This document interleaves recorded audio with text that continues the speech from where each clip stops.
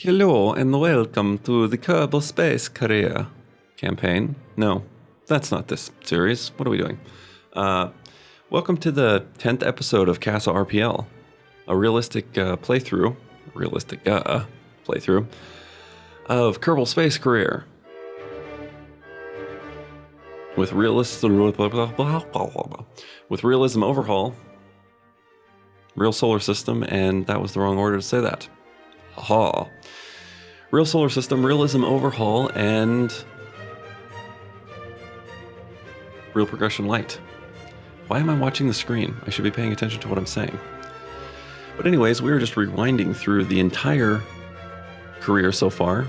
In this episode, we are going to take a look at everything that we've done. Pretty much all the launches and satellites we put into orbit and probes that we've returned home. And I will be your host, Grim. I also go by my first name, Chris. Towards the end of last episode, I hinted a little bit about a change in the format of the series. And I would like to do a little bit more towards a launch-based, launch per episode based series. And and that'll kind of lighten the load a little bit on me and put a little bit more focus on my live commentary rather than voiceovers, because this is the fourth time that I've started to record this. I keep messing up just slightly 4 minutes in and then redoing the entire thing. Okay, so we'll get right into it. What you are looking at right now is our first launch of the series. It's a Wacom Data Gathering mission. Wacom? I think it's Wacom. It's based on the probe name. It has an internal atmospheric and radiation sensor, and then an added temperature and gravity sensor. It was a successful mission, landing somewhere in the middle of the Atlantic. And unfortunately, it was destroyed on impact because we lost connection with it and weren't able to deploy the parachutes. It did not have an internal data processing computer. Okay, so moving along to the second launch. Unfortunately, this one failed to orbit. It was had dual radiation sensors and was a little bit ambitious for the first stream. But nevertheless, I tried it out anyways and came kind of close. Then we did eventually relaunch the same mission. Was for a high suborbital mission rather than trying for an orbit. And that was a success, and we did get that data back from the dual radiation sensors, which provided us key information about the radiation in low Earth orbit. Okay, along to our third launch. It was an Explorer replica. Not too much to say about it. I would like to actually have it on screen at the time, because the way that I'm doing this is I'm just kind of letting the video play, and in Premiere I'm recording as the video plays. So I'm currently looking at, because I've not edited the video and scrimped it down to match my audio, I'm currently looking at the first Vanguard attempt. And I should probably skip forward or something, maybe I should do these individually. Then again, that would cause a lot more timeness to pass byness. Or I could just talk about something else. What else do I have to talk about?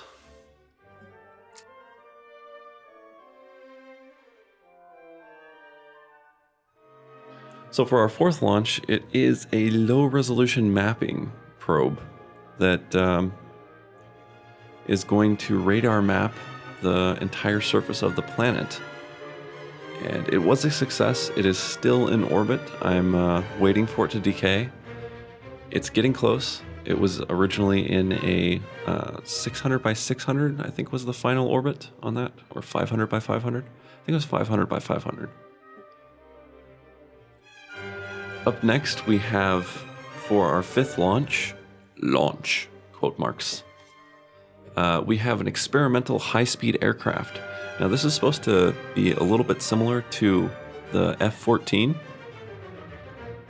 and its main purpose is to kind of just jet around local airspace and make sure that there isn't like any boats out on the water for when we dump the solid rocket boosters or empty stages. Also, possibly a little bit of science gathering if there's something interesting or just generally that needs to be checked out by our agency. Unfortunately, on its first test flight, as it came in for a landing, it became unstable. It wing striked on the right side and then flipped left. Jebediah, the experimental pilot in it at the time, unfortunately ejected at the wrong time, and he was consequently killed. We held a private memorial service for the great and honored Jeb, and we sent his wife some pancakes with flowers on top. Moving right along to our 6th launch, it was a lunar probe. We launched from Cape Canaveral, as we've been doing throughout the series. We went into a parking orbit and then eventually boosted to the moon on a free return trajectory. This was more of a test of the proper return trajectory for... This was more of a test...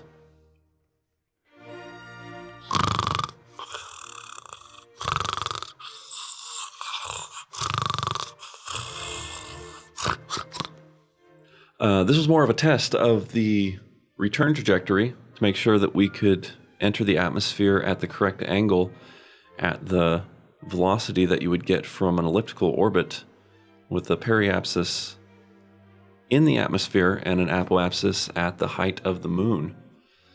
It was successful. We did recover the vehicle, and we got a little bit of science from the outer sphere of influence of the moon.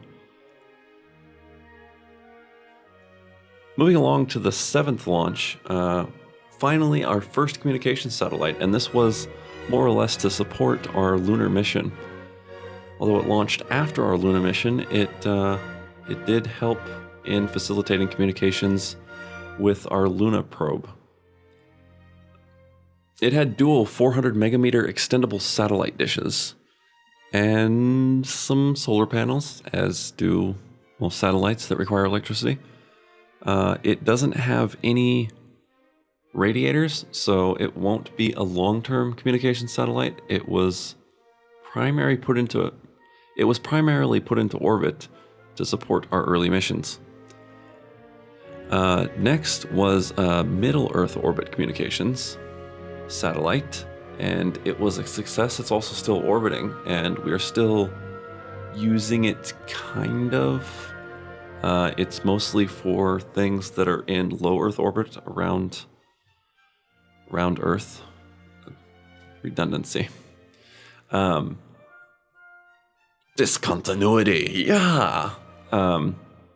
So yeah, it has a 10 megameter omnidirectional antenna and 400 megameter dish that is also extendable.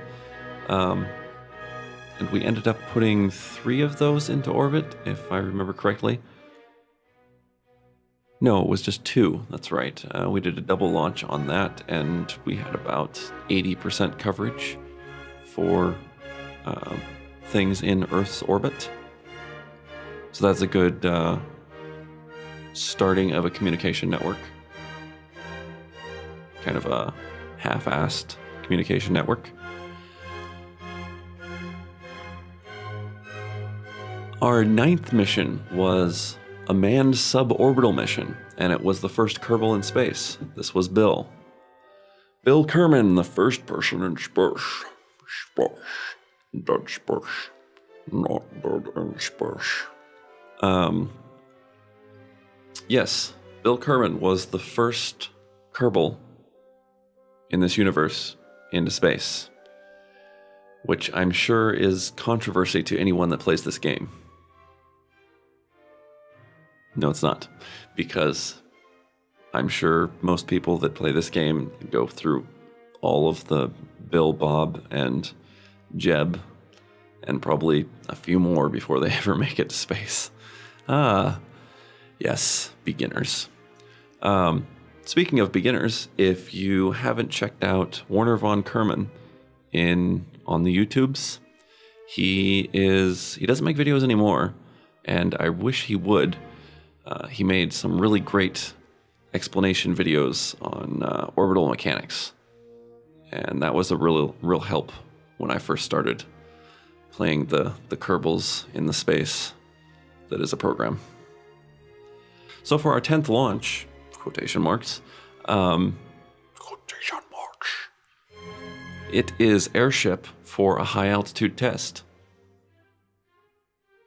We also subsequently landed in the water and then turned around and back on the runway. I'm not really sure. I just really wanted to build a blimp / plane. That's something that kind of interested me since I got the... What mod is that gives me the blimps? Oh, blankness. Open field. Vast endless space. White wall. Yep, not coming to me. But anyways, moving along. Ha ha ha. 10. No, that was 10. This is 11. 11. Our 11th launch was Ranger. And I say it that way because I named it Pioneer, and without really looking up what all the probes were, and it was more similar to Ranger, which was a series of probes that tried and mostly failed to get to the moon and take pictures and then send them back to Earth. Back in the 60s, I believe. It was early 60s. Big breath. Impact trail monitoring equipment was something that it had internal, and then we also tacked on a thermometer and a Geiger counter, which gave us a good amount of data from the high space over the moon and all the way down until it impacted the moon. The probe has completed its mission, and it was destroyed on impact, sir. Anyways. Ha ha ha. Anyways.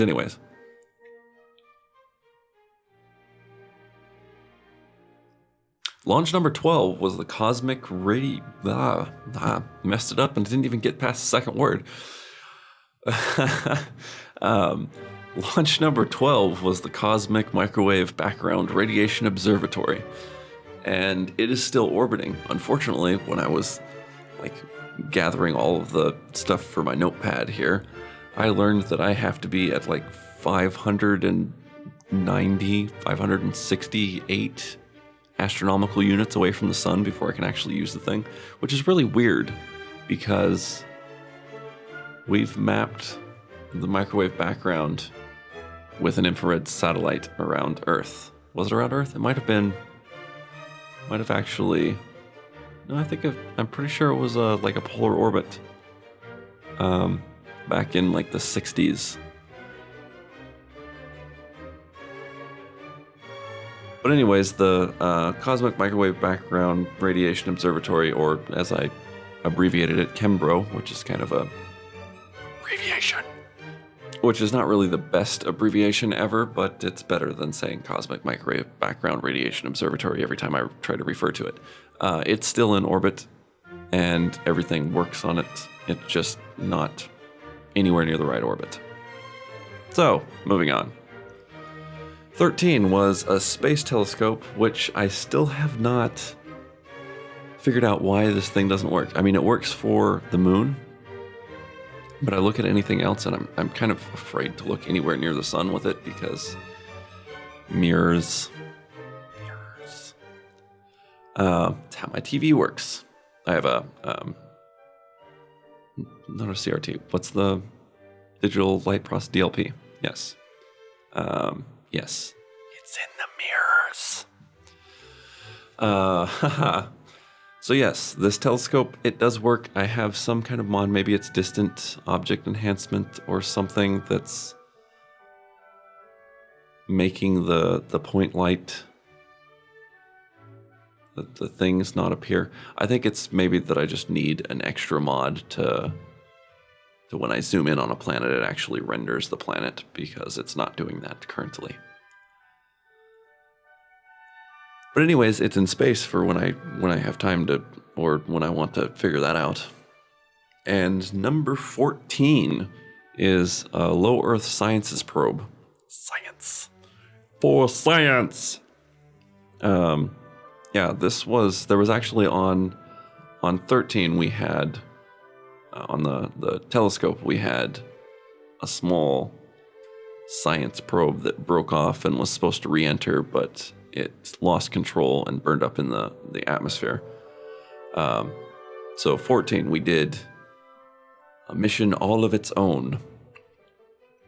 And it had dual biological samples, internal, and then external, we added some gravity, temperature, and goo sensors, along with a mass spectrometer for when it landed, it could get a little bit of surface sample.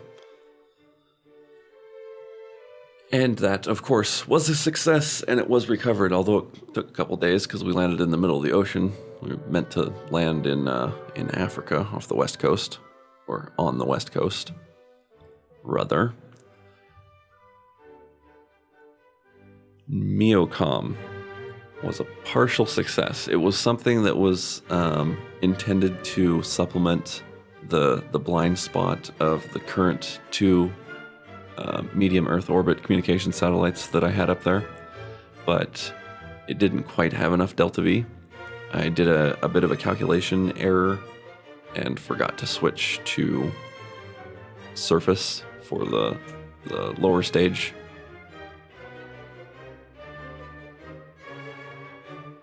And so it went into orbit. It kind of went like, its apoapsis was medium and its periapsis was low Earth orbit, so it's not something that I use. It's not something that I currently am using. It's just forever orbiting.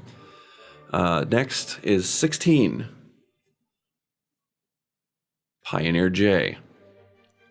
So for this one, the window for Jupiter was opening up, and I was a little bit low on technology requirements for it, so it's kind of a stretch of low-end technology. And then I get it into orbit and realize that, oh wait, I have 145 days until I'm at the correct place, which really doesn't make sense to me. Because I swear I was like right there. Protractor might be wrong, but we will see when we finally get that thing to leave low Earth orbit.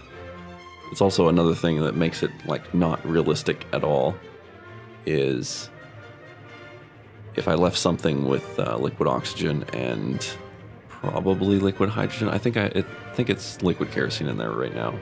But yeah, if I left that in orbit without cryogenics, or even with cryogenics, it'll eventually evaporate, especially over 145 days. Luckily, I'm not running my own real space program. Otherwise, stuff like that would happen. No, if I was running my real space, if I was running like an actual space program, I would be a lot more meticulous and probably not have any hair. But that's what this game and even all of the mods are for. Teaching. Teaching.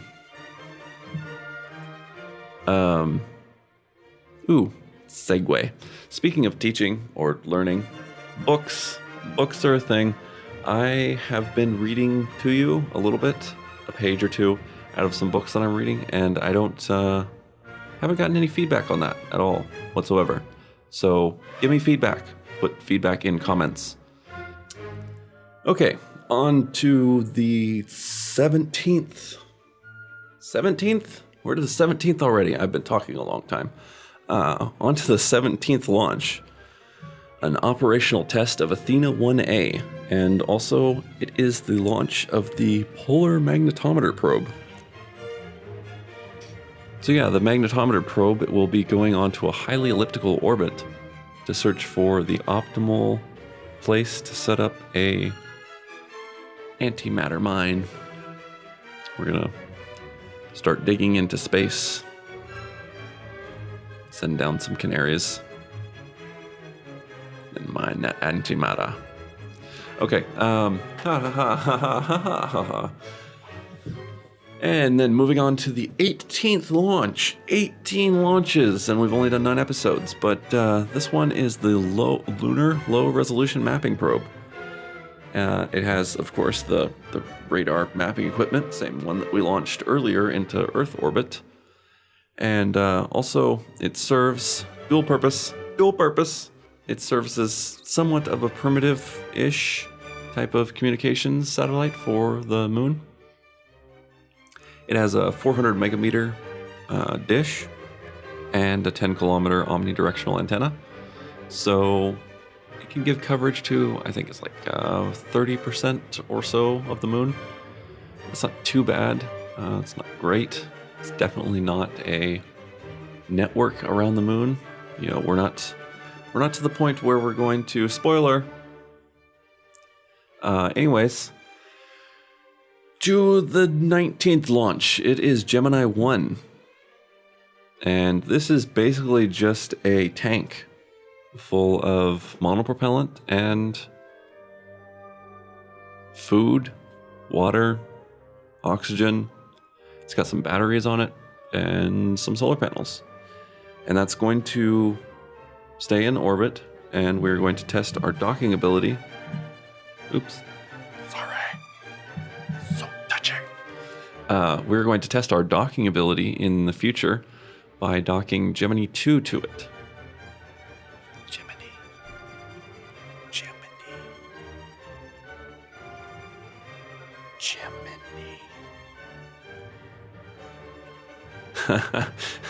I say that because my girlfriend hates it that I don't say Gemini.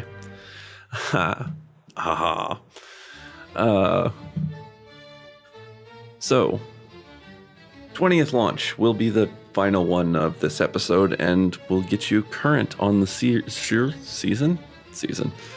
Current on the series if you're not. Although the series is lagged like 3 weeks behind my live streams, which I'm hopefully going to catch up on soon. The 20th launch was GeoCom satellite network, and we did 2 of 3.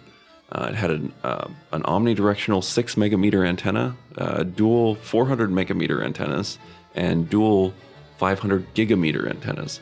So this thing is going up for, it's mainly for a backup network for like the moon, but primarily for everything that goes to like Mercury, which we will get to not too long, and then Jupiter, when we send Pioneer J, we will be able to have communication there as well.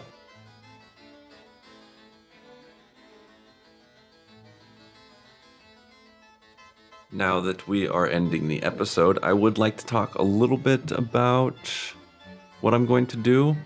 I think to start, we're just going to go with straight missions, and I might do a little bit of dubbing over just to kind of ease myself into getting used to doing a little bit more interesting live commentary when I'm actually playing. Although it is kind of difficult when there's like I'm interested in something that I'm talking about and I have to focus on that thing that I talk about, and then I have to do rocket science, or at least I don't want to say pseudo rocket science. It's not the right word. Maybe 1/4 rocket science while talking about something that takes most of my concentration. Oh, ADD-ness. So I will probably go with a little bit of a change of a format. Expect the change of the format. If you hadn't gotten that from this episode so far, there's going to be a change in the format. There's going to be a change in the format. I would, if you've made it this far into the video, I would like to say thank you for watching the whole thing, and please leave me a comment, regardless of what it is. I just like to hear from you, because I get like 9 views. 9 views. And, yes, I'm so lonely. So lonely. No, I like to, I like to hear your feedback. I want to continue to improve, and I will possibly maybe extend my what videos I have on this channel. That's kind of something that I'm doing.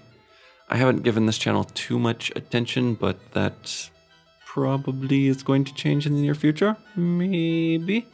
Already asked for questions. Did I ask for questions? I need questions. Yes.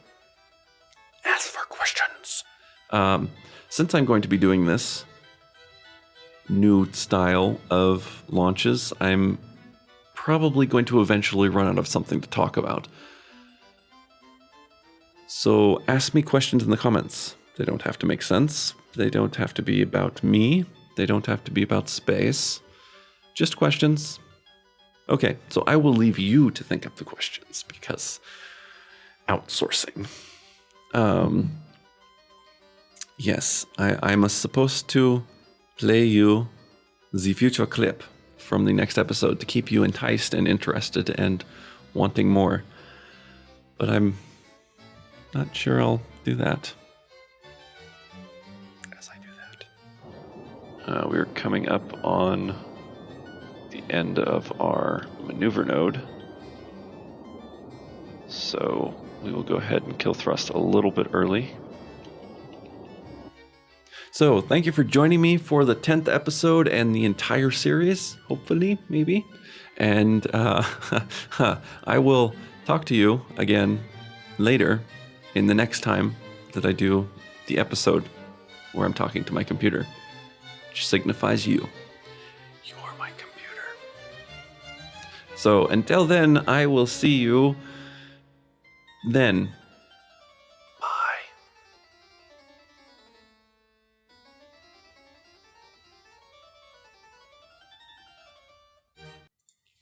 I really need to make an end screen, the endings.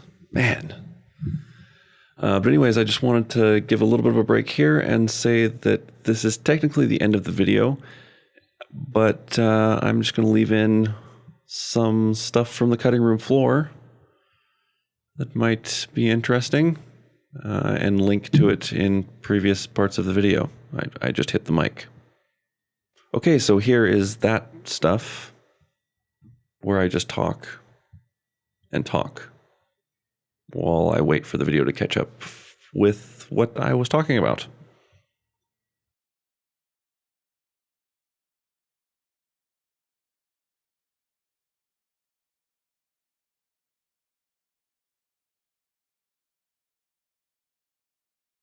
Things to talk about. I've started like actually putting structure in a text document. I'm not sure if you could tell, previously in the past missions, I was going through and writing out, like as I watched, I would write out what I wanted to say about certain video clips, and then I just read off the script. And that wasn't too bad. I mean, it's improved my reading ability a little bit better, or my text-to-speech internal app that I use in my brain to make the text go into an audible sound. Still not too good at that. I've been reading out loud a little bit more, so that's is definitely helping. But it takes too long.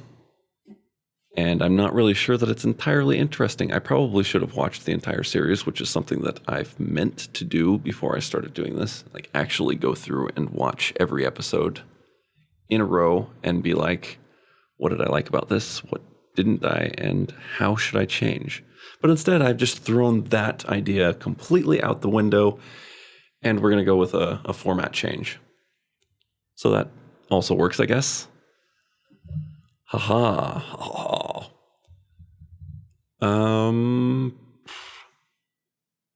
What did I used to do? What am I good at?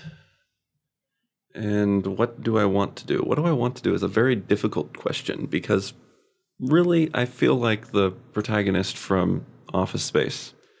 My ideal job is to do nothing. But there's plenty of things that I enjoy doing, like playing KSP. I haven't really gotten into, that's something that I wanted to touch on a little bit, is I haven't really gotten into the part of this career where I can just build things that are, that I can just build things that are fun yet. I plan to get there, and I've kind of had that itch a little bit recently. Like, I really want to build something that just, like, is a hovercraft that I can take around the surface or something.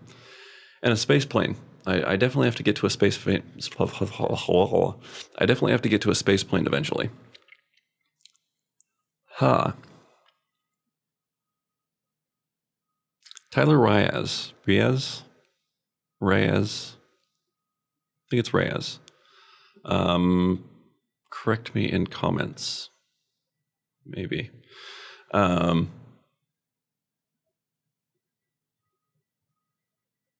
I started watching him a little bit ago. He does realistic space program as well, with the real solar system, and he does really good job at doing a realistic type launches. He puts out press packets and everything. And then does like a mission control style review of the launch. Not exactly sure how he puts that together, but I have a decent idea. So that's kind of what gave me the idea to transition into the more like one launch per episode. Also, that would cut down on my editing time, because I don't really like speeding up the whole launch thing. I'd rather do it kind of more in a realistic time frame. That way I have more time to talk about stuff that matters to me and hopefully you, if you're listening to me.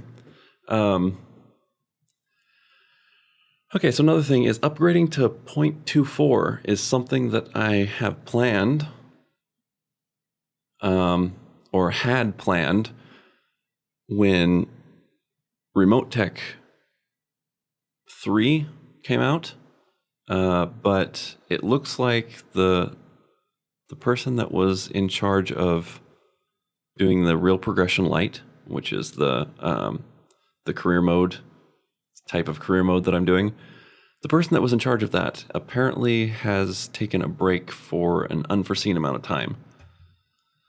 So, barring like taking over that project and maintaining it, I don't foresee myself upgrading, actually, as much as I want 64-bit and modular colonization, which is something that might actually force me into 0.24 without real progression light. I would like to get at least another month, maybe month and a half out of this series before I seriously consider switching to 0.24. But yeah, Carbonite is another mod that I'm really looking into and interested in, but isn't available for 0.23 or 23.5. And the B9, they upgraded B9. Okay, so that was the first part, and this coming up is the second part, where I just kind of rambled on and on and on. Enjoy.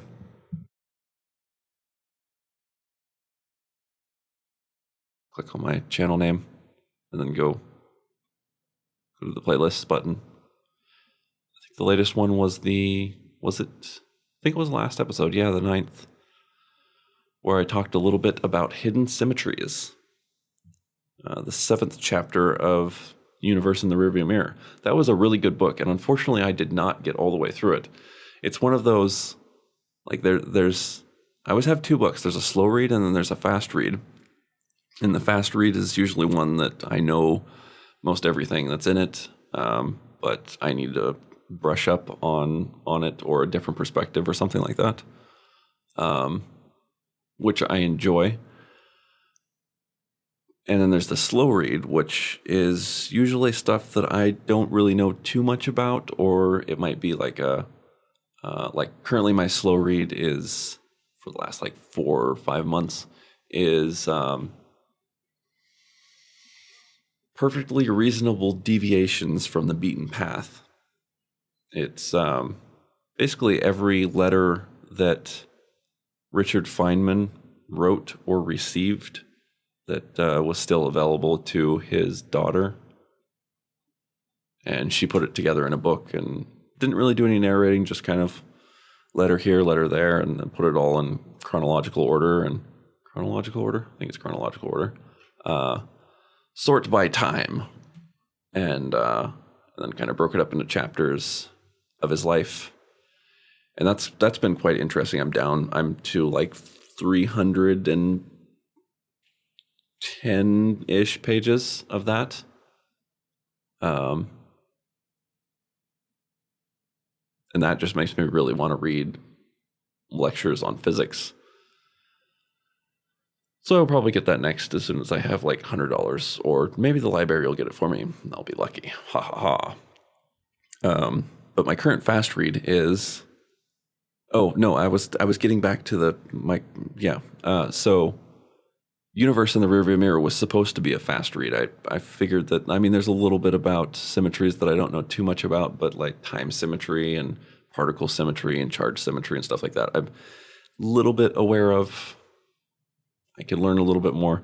But I sped through the first like half of the book and got to a point, and you know, when you start to read something and you know that feeling when you start to read something and you read through and you like agree with everything and it's all just kind of mundane, not quite mundane, but like it's you know, it's stuff that you know. It's not really stuff that you have to pay too much attention to. And then you get to a point, a singular point, where the author is wrong. And it just makes you question everything that you were reading. Like, wait a minute. Was I not critically analyzing enough of the book before, and there were other mistakes? And then it just kind of, you kind of switch into a much more critical analysis of every single sentence or paragraph, and it takes you so much longer to read it. But yeah, the thing that he was wrong about, it was like, I'm not sure what he was thinking, because apparently he's an astrophysicist, but it was elastic collision. Elastic collision? I think that's what it's called. I looked it up because I'd known about it from the Mythbusters when they crashed the 2 trucks with a car in the middle. Adam had done a small segment about 70 miles per hour truck going one direction, 70 miles per hour truck going the other direction. If they both have the same amount of mass, they collide.